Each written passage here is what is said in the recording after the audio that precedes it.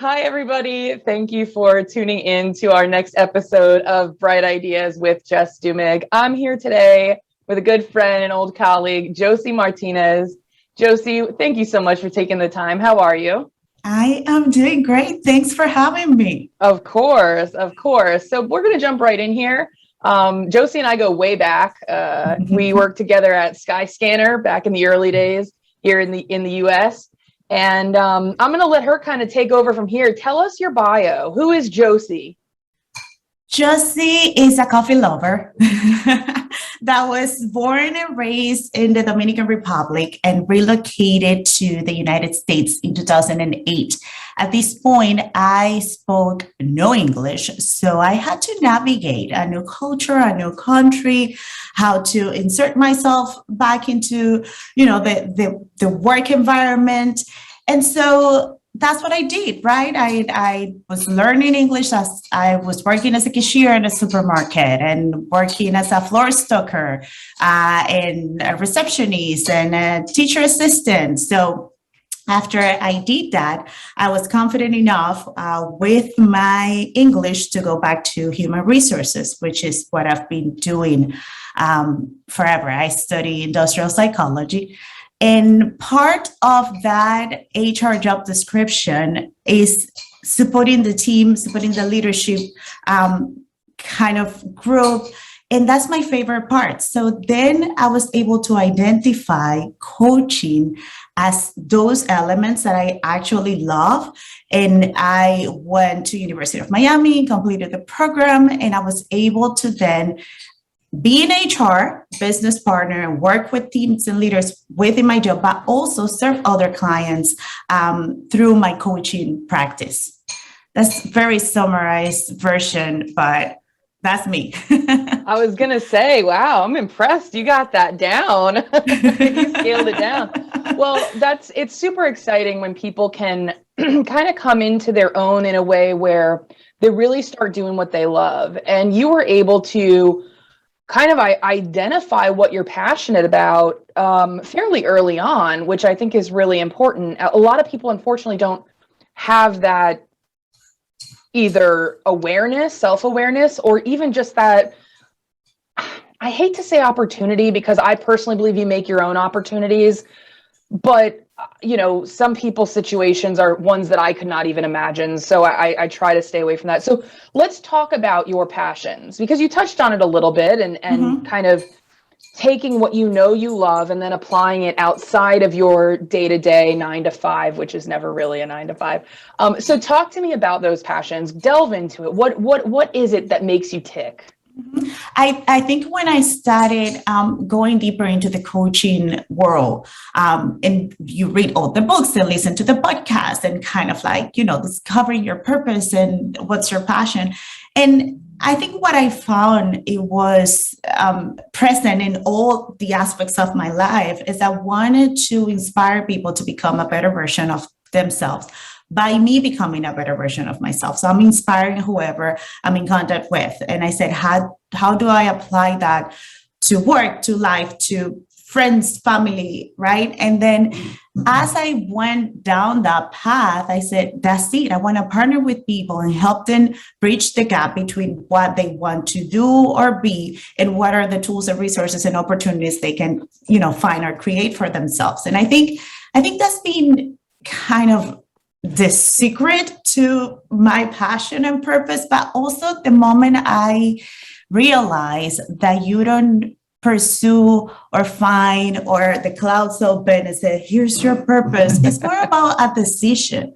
I think when you make that decision and say, okay, this is what I'm going to do, then you work towards. Like when I decided to move to the United States, I was like heavily criticized because I was leaving, a great job, my family, my friends, home, everything for a country that, I didn't have a job. I didn't know the language. My financials weren't like great. It's like, cool, I'm just going to go to New York City and, live my best life.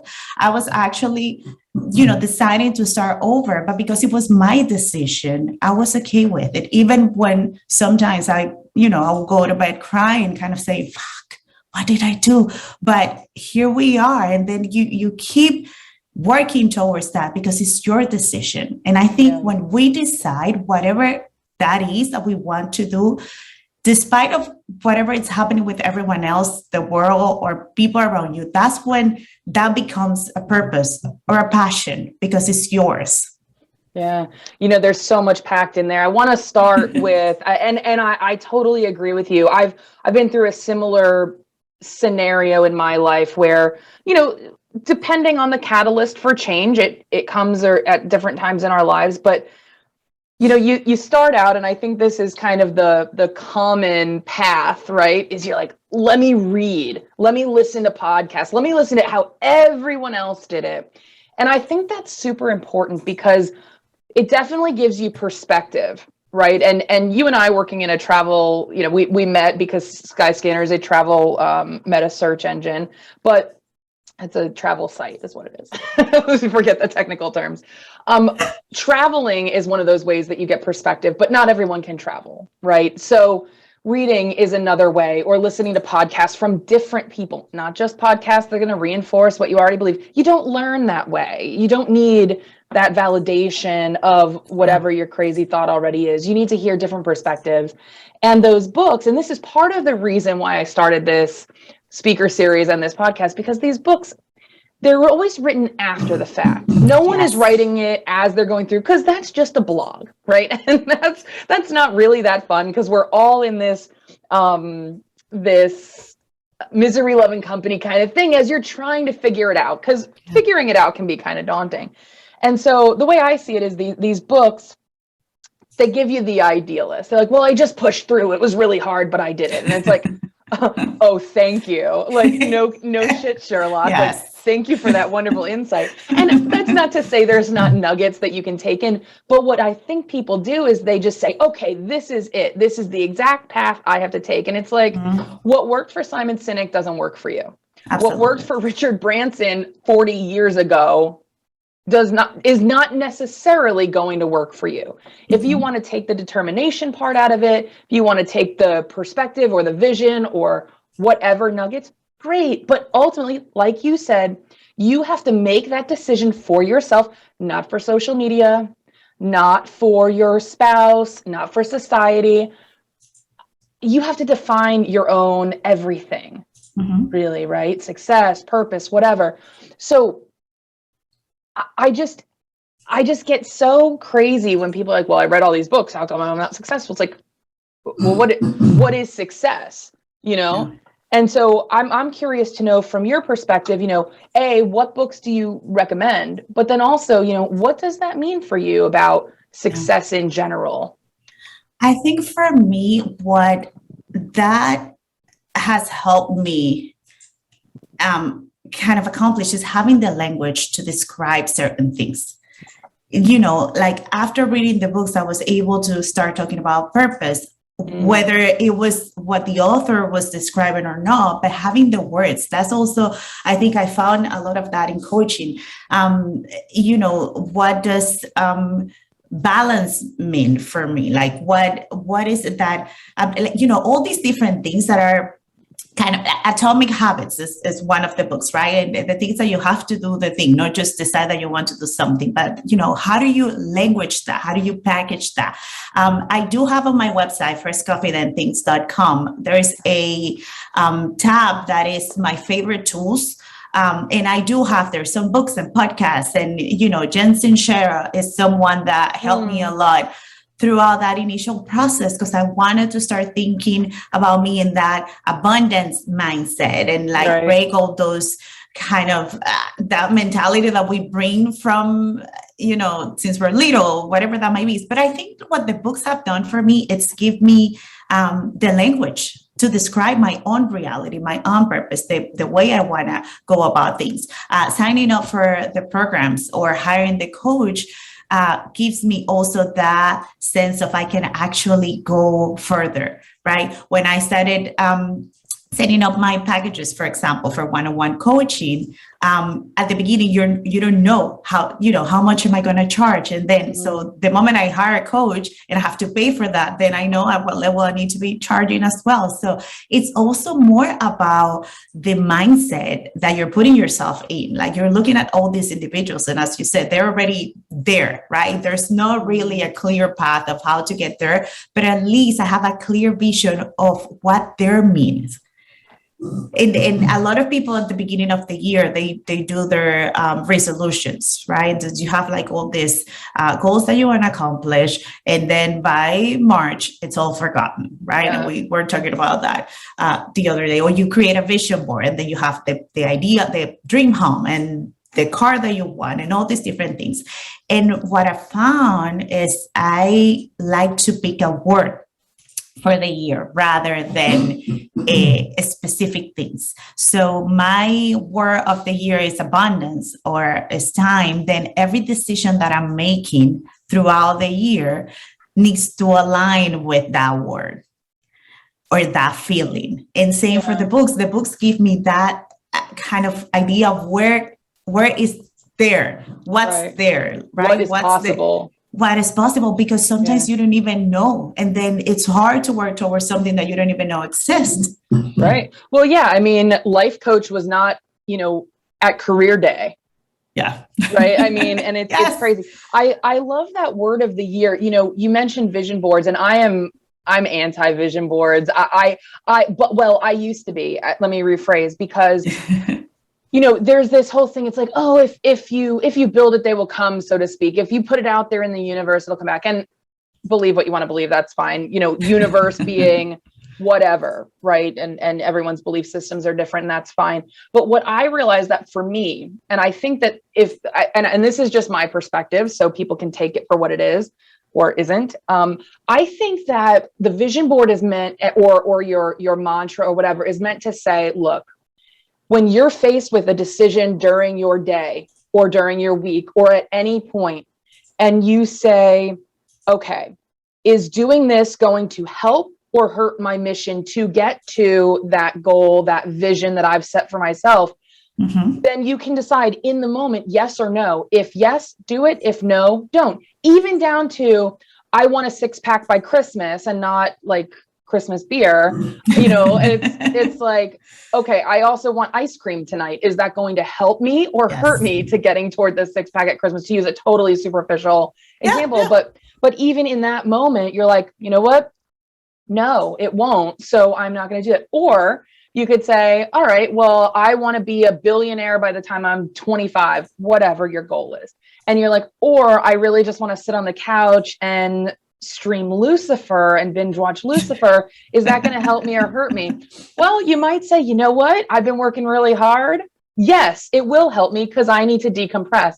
And I think if you look at everything in that vein of, will it help me or hurt me? Mm-hmm. It doesn't. It's not about right or wrong. It's not about good or bad. It becomes in the moment, because that's all we can do, is do our best in the moment. Is this going to help or hurt me in getting to my goal? But the purpose of the vision board, the statement, the mantra, the whatever, is that's what you're striving for. Mm-hmm. And if that changes, it changes. But if not, then not. At least every decision you make is a conscious one. Yes.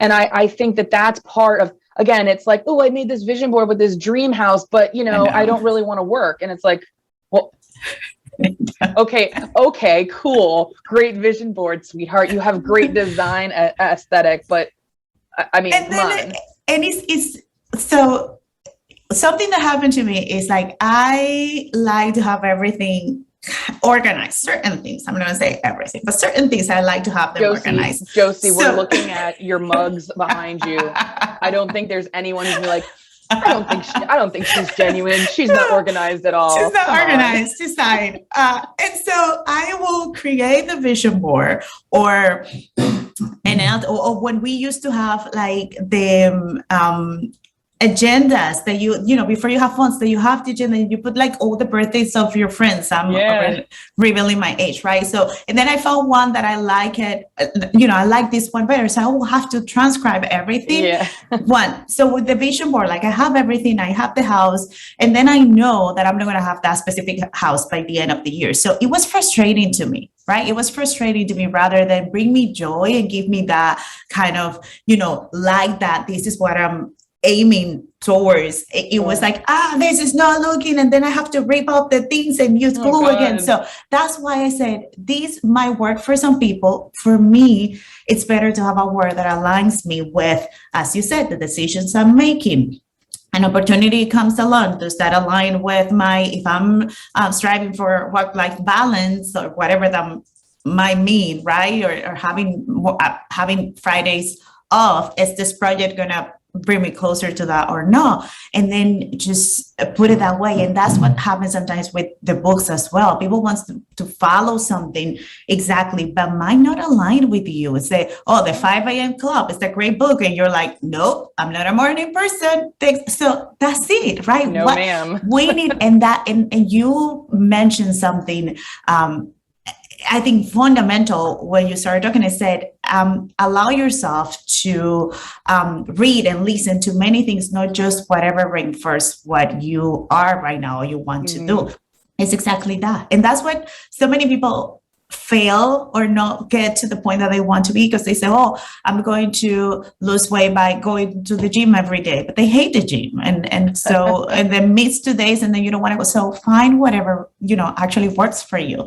And that's something that I keep mentioning to clients and people I support. Like, don't try to just copy the recipe. What actually works for you to define that purpose or passion or whatever that might be. Right. And it's funny. I've built my career in advertising. And so I've kind of seen how the sausage is made. And I worry about some people who haven't necessarily, because a lot of people I know take everything at face value. And I think what people don't realize is that you're seeing what the proverbial they want you to see. Yes. Right. So you're seeing the minute you watch one of those videos on YouTube, you're going to see every single other one that is tagged with the same words. And I think people don't get that because you're being fed the same messaging over and over. And so you think that everybody is doing this because that's what you're seeing. And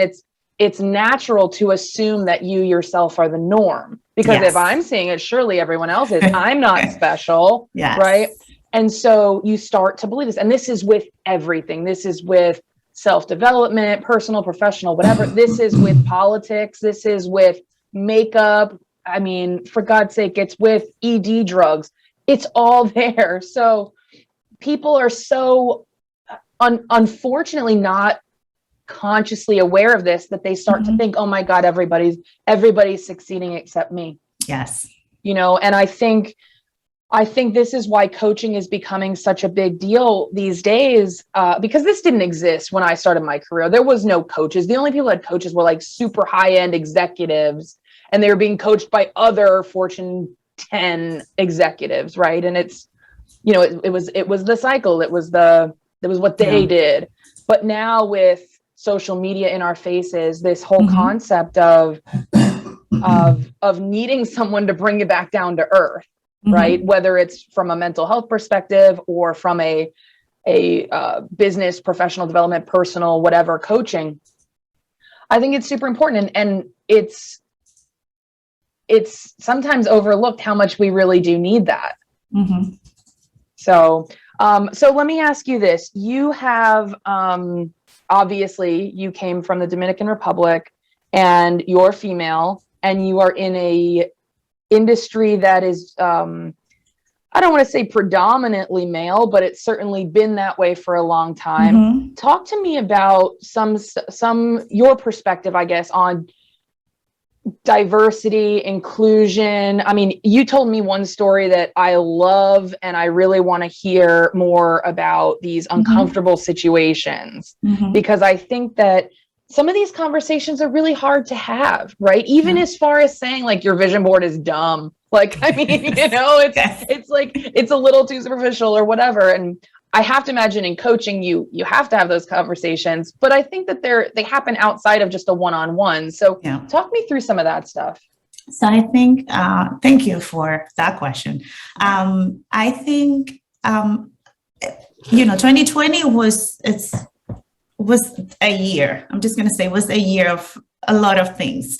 And part of what I discovered for myself is that I needed to do a deep dive in understanding what being an Afro-Latina meant. I've never described myself as an Afro-Latina, for example. I was just always in that, like, are you Black or white? I'm like, well, I'm in between. I don't know how to say that. I never recognized myself as a Black individual until after 2020 and doing my research. And even though I look like this, I didn't necessarily behave in a certain way because I bring a country with a lot of history and racism and, a lot of, I won't unpack that in another time. But that process of getting curious about myself and my own way of approaching things made me open up and kind of say, okay, what else is happening around me? What other conversations are happening? And I started noticing certain things. So I'm sitting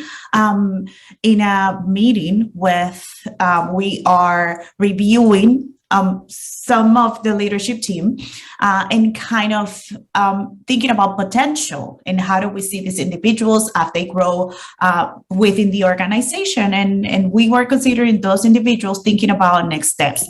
And one question that was asked about the female leader was, how many kids does she have? And then they said, well, but how is that going to impact, if her ability to travel or whatever else. And then we move on to discuss the male, and that question didn't come up. And I said, how many kids does he have and who is taking care of them?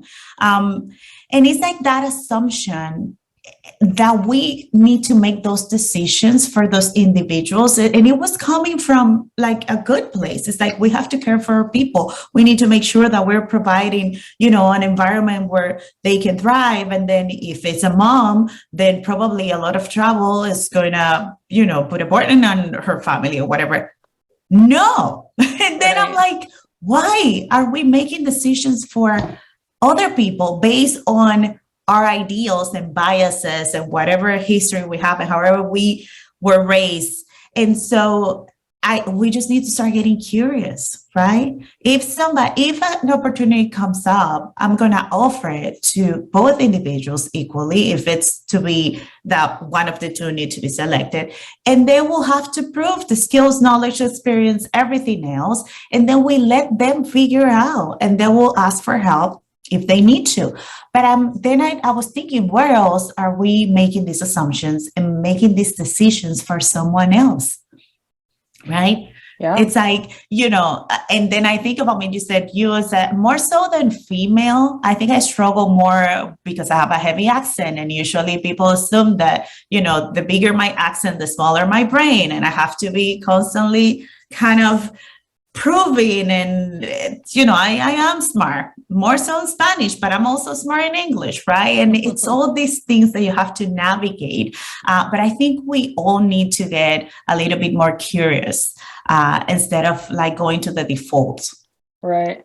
Yeah. And I mean, it's crazy to think that just because she's female, and hopefully, those conversations, and it sounds like they were probably a little bit more informed that she actually does have kids, because I've been in interviews where I can tell they've looked at my finger to see if I'm married or engaged, and then make whatever assumptions about kids, or, there's questions that you can tell they're trying to figure out without actually asking a specific question. Mm-hmm. And like, for me, I have no desire for children. I don't foresee that in my future. It happens, but I'm not like, oh my God, I want to be a mom.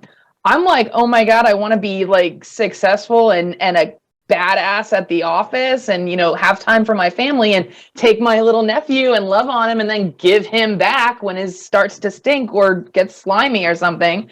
And, it's unfair to to really just assume these things about women, because again, it goes to, oh, well, all women have kids. Well, all women do this. And it's like, it takes two to tango, first of all. If all women have kids, so do the men. Like, let's, Yes. hello, it's right. But yeah, it's so interesting to me. I think those uncomfortable conversations go so much further than kids also. I mean, we make these assumptions, oh, so and so lives too far from an airport, or whatever. And sometimes I wonder if we don't make those assumptions. And I think, first of all, I think we're all guilty of it. Yeah. I think there's also nothing wrong with making assumptions, so long as you don't immediately act on the first thing that comes into your head. That's the key. Right. That's the key. We have that cheat because it's a defense mechanism. Like, it comes back from when we are trying to find food in the middle of nowhere, and a lion can come, or lioness, whoever is that does the hunting. And we have those instincts that will get activated in certain circumstances, right? I'm gonna be I'm speaking in front of a crowd, right? And then my heart starts beating really fast. I start sweating, and I get anxious, and then my body doesn't know if there's like a huge animal in front of me that is going to eat me, or it's just a crowd waiting for me to talk. So you have to take a moment, breathe, and say, okay, I got this. I'm just going to go to, So those automatic responses are part of our nature, but we need to be responsible enough to stop, breathe, and question, where is this coming from? Why am I making this assumption? Did I ask the right questions? And then don't be afraid to do the same to the people that are, with you and in the spaces that you operate. And those are the questions that I brought to that table that day. And I said, and they, oh, yeah, right. Like, it's not that you did anything. And then don't make the other person feel judged. Like, it's not that I'm assuming that you're a bad person, but let's go back and think, that was the first question that came to mind for this specific individual, but not for this one. Right. And where else do we need to, just stop and think and question and go and dig deeper. Yeah. And for some reason, I think in this truncated world of text messaging and getting your thoughts out fast because everybody's ADD, so you don't say quick, no one's going to get it. I also don't think there's a problem with maybe even framing it up and saying, listen, we know you have children, and we just want to be cognizant of that. I mean, obviously it's your decision. We're not holding it against you. We just want to know, before we even go down this path, is this something you want? And just having that conversation, but everyone's so afraid to say the wrong thing, like God forbid. And I've seen so many people hem and haw because they're so afraid to say the wrong things. Like, just spit it out, it's the mindfulness is important, but it can totally be overkill. I mean, I've seen so many of these situations where people are just like so afraid to be that person or have that label for trying to, honest to goodness, have a informed, robust conversation that is not received well. And it's just, I think sometimes also it happens. You're in the meeting, you didn't ask the question, you didn't say the thing, and then you're thinking about it, and then for some reason you just like kind of say, this is over, like I fucked up or whatever it is. Like, allow yourself to have a second opportunity. Allow yourself to come in the next day and say, look, yesterday we had this interaction, and I think I didn't say or ask everything that I needed to say or ask. It's something that I'm working with the current leaders that I'm supporting. Like, a meeting is happening. We're all connected through this thing. You miss something. Allow yourself to then write an email and say, look, I thought about what we discussed, and actually, I think this is an important point that I want to bring forward now. Or, we had this conversation yesterday. It didn't go the way I thought. Let me try and restart this and ask the question that I should have asked. Like, allow yourself to give yourself the second opportunity. Right. Allow yourself to correct those as you go, and then you get used to it. The more you do it, you get used to it to then do it right in the time that you need to do it. Yeah. And I think that goes both ways, right? Like, don't be the person to jump on it and be like, you said the wrong thing in the moment. It's like, hello, like, we are human, you don't have to get right on Twitter and be like, my boss just said this. It's like, oh my God, like, not everyone is perfect. Like it's 6 inches from your head, from your brain to your mouth. But let me tell you, sometimes it's not functioning right. And to your point, maybe you do say something and it was absolutely innocent or based solely on experience. I can't tell you, I mean, everybody here I think knows I'm a cancer survivor. I can't tell you the number of times I've been around and someone's like, at least it's not cancer. And it's like, they don't even know it, and they just don't think, or whatever. And it's like, it's not life and death. It's like, well, have you been in a life and death situation? Because it changes things, or anything. And it's just like, okay, well, just take a beat. You don't need to get right on Twitter and start bitching and moaning. You don't have to call HR. No, obviously there are very different circumstances. I'm not saying don't call HR, whatever, but I mean, give people grace as much as you hope, right? Like, people will call me for all the things, and I'm sometimes like, you should not have told me that. Right. Now I have to do something about it. Yeah, and that's it, and it's in every part of our world. Unfortunately, I think people just jump. It's got to be now. It's got to be yesterday. But I live by do unto others, right? As you would have done unto you. And it sounds biblical, but whatever. It's the golden rule. Like, treat people the way you want to be treated, right? And unfortunately, it's really hard for people to do that. And I think we're not compassionate and kind enough to ourselves sitting there. And then we have to go and do that to others, especially 2020, 2021. Oof. Yeah. All we did for a year and a half was sit online and, kill time. It's weird. We're social people. We need interactions. That interaction, 100%. Yes. All right. So talk to me about First Coffee Then Things, because this has been the kind of the culmination of everything we've talked about and how you got there. Talk us through it. So back in the day when we were at Skyscanner, I remember some employees needed to relocate from the UK to Miami. So I remember I put together some information about relocating to Miami and the things that, at that point, I had so much fun doing that. I love kind of putting resources together in links and creating, the stuff so people have access to the information. I sent it to them, then we use it. We put it in our internal blog. And then I said, oh, more people probably can use this. So I created a blog. I've been obsessing about coffee at that time for a while. And so I said, oh, First Coffee Then Things. So I created that blog. Was that forever ago. I wrote nothing for like 4 years after that. And then when the whole coaching thing appears, I discovered it and I said, this is what I want. And I said, okay, I want to start putting everything in one place. I created my LLC. And then I said, okay, but this needs to make sense. Like, why coffee? So I actually sat down and wrote about it. And I said, what is coffee to me?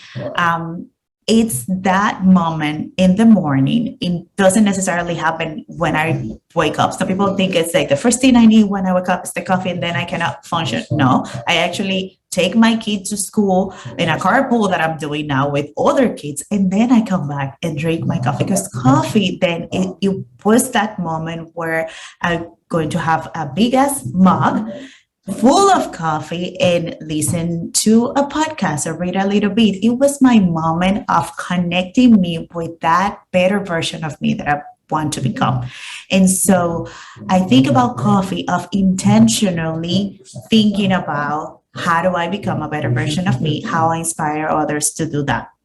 And that's how I created the whole website and started adding things. So, my favorite tools, what are the books that I'm reading or were really cool at specific moments, podcasts, videos. I realized that I wanted to share stuff all the time. I was sending things all the time to people. And I said, everyone's going to block me and like delete me from their contacts because I'm like just so intense when I get excited about something. So what I decided was, okay, let me just do it once a week. I'm going to create a newsletter. And then every week I'm going to share a tool also to kind of, don't be so obsessive and drive people insane. And so I did that and I started a blog, and my goal in 2020 was to write a blog every week, and I did. Wow. So there are 52 plus articles on my website. And then I continued to send a newsletter. During summer, I took a break because I realized that from January 2020, I hadn't stopped. So this summer, I took a break, and now I'm in that break, recharging, reinventing, and then I might come back to write every week, maybe every month. I'm not sure what that might look like, but it's been that. And then what's really cool is even people that don't necessarily drink coffee can relate to kind of what I'm trying to transmit, right? It's like, what is that thing for you? What is that point of centering you?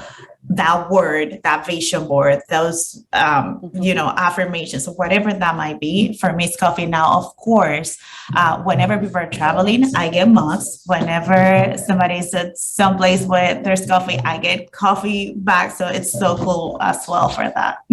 That's so awesome. And I love that it happened organically for you, because I will tell you this, and I can attest.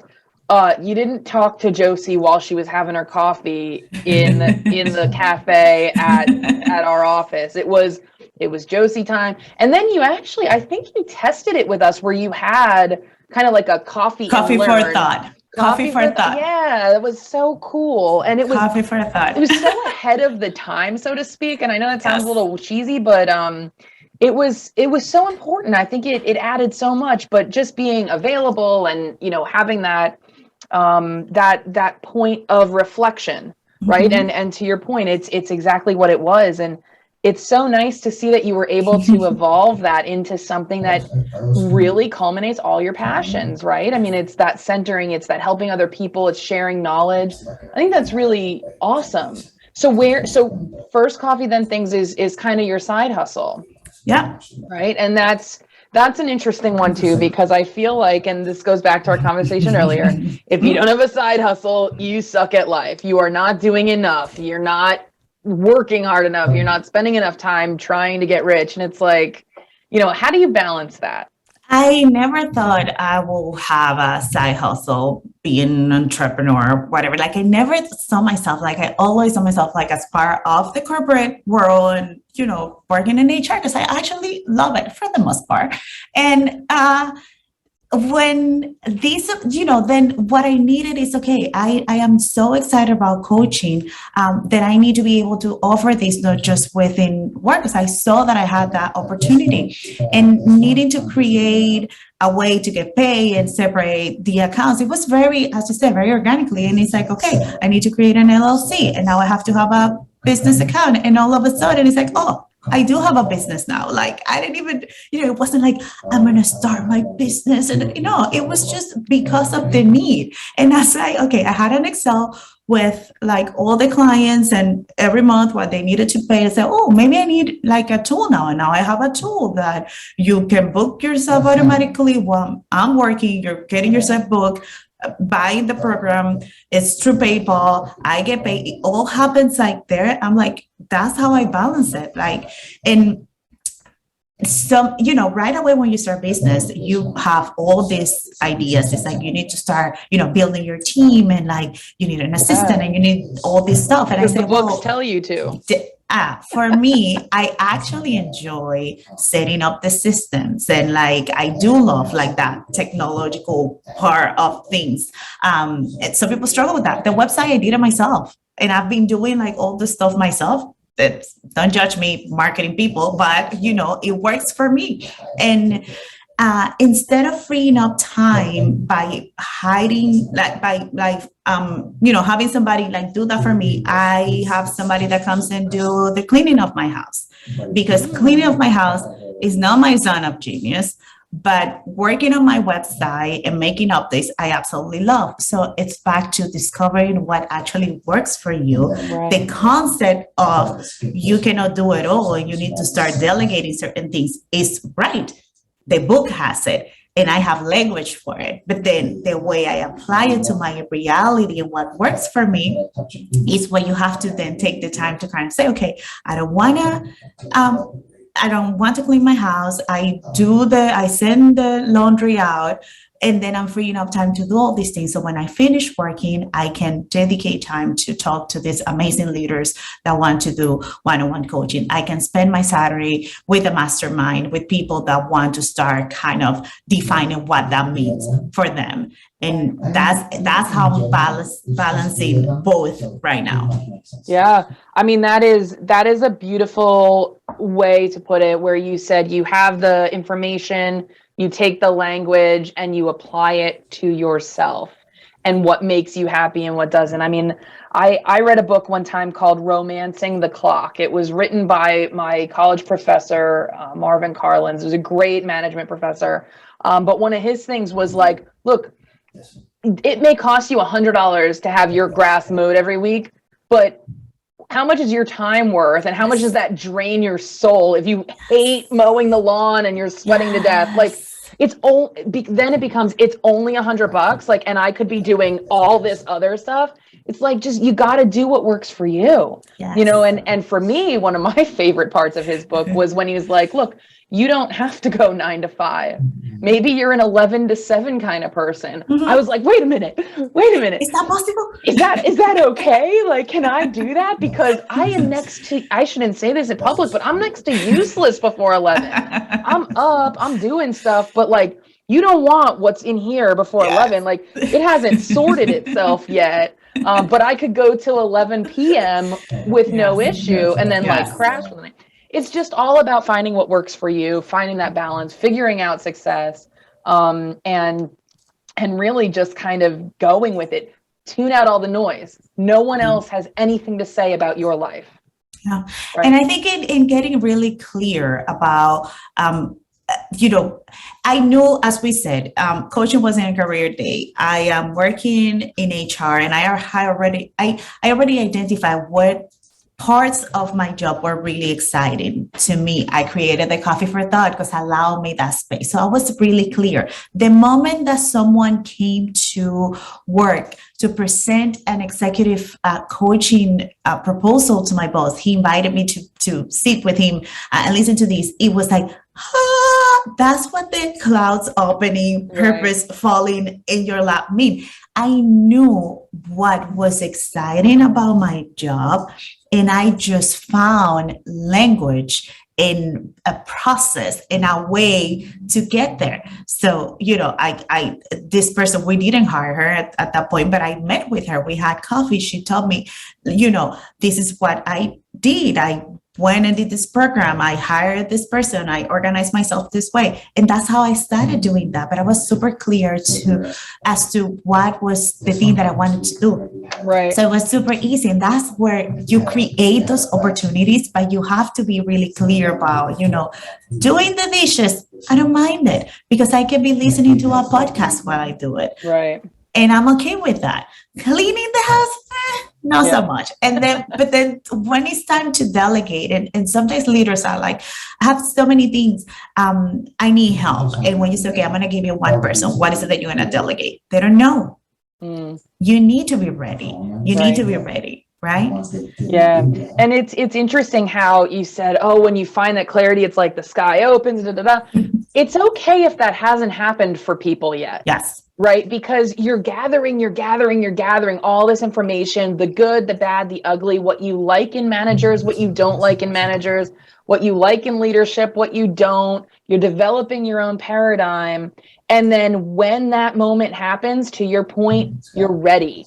Because if it happens too soon, and I think we've all been in this scenario, we think it's it, and we get cocky, we get a little ahead of ourselves. You laugh because I laugh, and it's about me. I'm talking about myself right now. You get a little ahead of yourself. You say things maybe without thinking. You say things that are maybe not well presented, that come off wrong, and you can really burn yourself. You can burn bridges. And unfortunately, I think it's a tough lesson you have to learn the hard way a lot of times, because if you don't really understand what's at stake, you don't learn from that either. And there's so much to be learned. And look, I keep this saying here right by my desk every day, and it says, because I'm 36. I feel like I'm old. I feel like I haven't done anything yet. And it's like Vera Wang made her first wedding dress at 40. Rodney Dangerfield, for those of you who are not born in the 60s, he was a comedian, very funny. Only started stand-up at 46. Julia Child, we all saw that movie. First cookbook at 49. Sam Walton, the Walmart guy, 44 when he started Walmart. And Ray Kroc, McDonald's extraordinaire, he was 50. Yeah. And in case you need some icing on the cake, Duncan Hines, pun intended, introduced his cakes when he was 73 years old. So who says it's too late? Again, going back, give yourself grace. Plenty of time to figure it out, and it'll happen, or it won't. But either way, you'll figure it out. Yeah, I think one, you need that on a vision board. I put it right here on my whiteboard, but maybe I'll spruce it up. But this is my design capabilities right there. My doodles. I know, but also going back to deciding, right? Purpose is a decision, and you make the decision every day. And I use the clouds open because it's the language that we recognize, but it didn't necessarily happen like that. To your point, like, don't feel, I haven't found that for myself. I haven't had that moment. You probably just need to kind of, okay, what am I doing every day? Am I spending my day, the majority of my day doing something that brings me joy or not? And if not, what is it that I need to be doing instead? Marie Kondo your life. Yes, it's kind of, is this bringing me joy, right? Out of my full-time job, there are many things that you don't like, right? But that's part of what you need to then create the spaces to do what you actually need to do, right? Having that full-time job allowed me to buy the tool that I use to then have everything automated in my business, and having my business kind of, not fully developed with tons of clients, but enough that I feel so empowered to show up at my work fully and authentically, because I have no fear. Right. Because this is here. Yeah. Right. So it doesn't have to feel like everything needs to be perfect all the time. And all the feelings are there to be like, for you to feel them. Like, it's not just like I need to be happy all the time and look for solutions if I'm not. No, sometimes you need the sad movie and cry your eyes out and feel angry, and let all that be part of that journey. Yeah, no, 100%. And I'll tell you, one of the things you just said really sticks with me, and it's that, you have all this stuff running around in your head and it'll eventually get out. But sometimes I will say this, it takes someone else to help you get there too. I have been, trying to figure out my business. It's been working, but it just wasn't like working. Mm-hmm. And this weekend I was in Denver. I went out to see my best friend, and we did an immersive workshop together, her business, my business, figuring it out. And it took her sitting back and saying, you know what this looks like? This looks like X. Why don't you call it that? And it and I was like, holy shit. That was your cloud opening. It's been there the whole time. It has been there right in front of me the whole time. And I'm like, And sometimes you just need that outside perspective, and whether that's a coach, whether that's a confidant.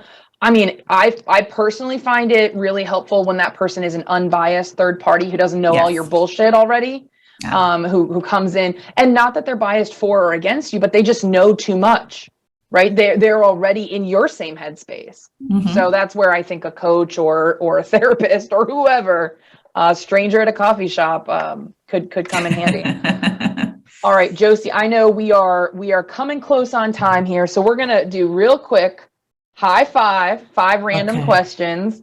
I warned you, and I'm going to skip the obvious coffee or tea one. So my first question for you is, what is your favorite part about Miami? One thing.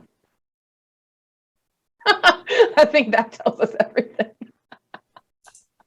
Your favorite. Oh my God. Oh my God. Come on now.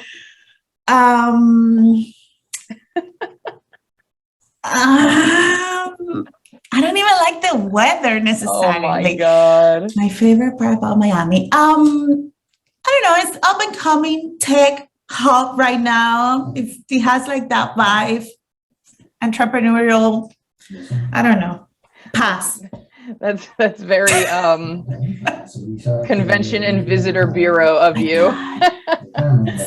If you could recommend one book that everyone should read, what is it? Jensen Shadow, You're a Badass. I think, yes, that start there. Yeah, that's a good one. Male or female? Yes. Male or female? Read it. Yes. What is one movie that you absolutely hate and hope you never ever have to watch again? This is gonna sound so weird, but I always find like something interesting about a movie. I don't remember a movie that I hate. Oh my God, these questions are so hard. These were supposed to be really easy. No. All right, how do you take your coffee? Let's pass on that one. We'll come back to it. How do you take your coffee? No sugar with almond milk. I do lattes. I have 2 lattes a day. Dang. And what time do you get the shakes? No, I'm just kidding. No shakes. But some days I might have 3, and then those are the days that you say, All right, McDonald's or Burger King? Oh Wendy's. my God, Josy, I'm gonna cut out this whole section. Wendy's. Fair enough. If you could be any superhero, who would you be? Batman. I do like, so my favorite one's Spider-Man, and I absolutely love Wonder Woman, but if I can choose one, it's Batman, because then, it's doable. You just need the cash. Yeah, fair enough.